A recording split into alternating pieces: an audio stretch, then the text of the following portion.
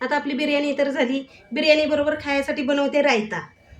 तर चला आता आपण बनवूया. रायता कसं बनवायचा ते दाखवते. हे बघा, एवढं आपलं घेतलंय घरचं दही. त्या दह्यामध्ये टाकायसाठी रायत्यासाठी कांदा, कोथिंबीर, टोमॅटो आणि चाट मसाला. हा आपला चाट मसाला आणि चवीपुरतं मीठ. तर आता आपण चला सुरुवात करूया रायता करायला. रायता बनवायला हे करूया, सुरुवात करूया.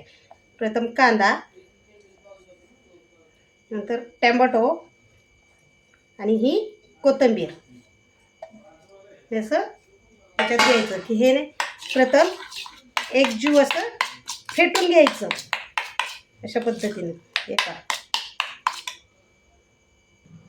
हे पहा हे मिश्रण एकजीव हलवून घेतलं की नंतर बघा हे एवढं मीठ टाकायचं त्याच्यात.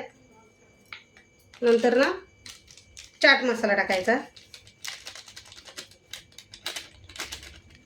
हा एवढा चाट मसाला टाकायचा.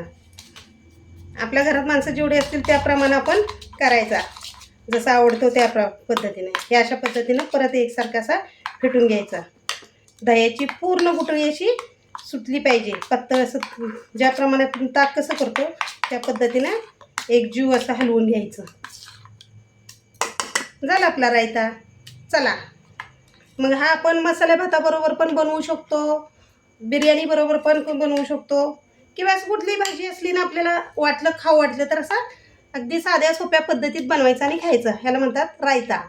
चला मग कसं वाटलं नक्की मला कमेंट्स करून सांगा. रायता कसा झाला आहे, बिर्याणी कशी झाली ते. चला मग पुन्हा भेटूया पुढच्या व्हिडिओमध्ये. बाय.